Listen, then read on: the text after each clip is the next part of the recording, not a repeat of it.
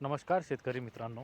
हे बघा, आमच्या धानाच्या शेतीची अवस्था. धानाचे परे टाकून 7 ते 8 दिवस झाले, पण अजूनही पाऊस नाही.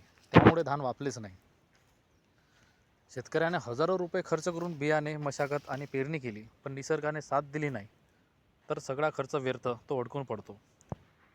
या शेतात तुम्ही पाहू शकता, बियाणे अजूनही जमिनीतच आहे. ओलावा पुरेसा नसल्यामुळे उगवण होत नाही. आता सगळ्या शेतकऱ्यांच्या नजरा फक्त आकाशाकडे लागलेल्या आहेत. आमच्यासारखं तुम्ही पण घाईघाईने पेरणी करू नका. जर घाईघाईने पेरणी केली तर तुम्हावर दुबार पेरणीचं संकट येऊ शकते. पाऊस झाल्याच्या नंतरच तुम्ही पेरणी करा. उगवण कशी होते काय नाही या बघा, त्यानंतरच परत पुन्हा पेरणी करा.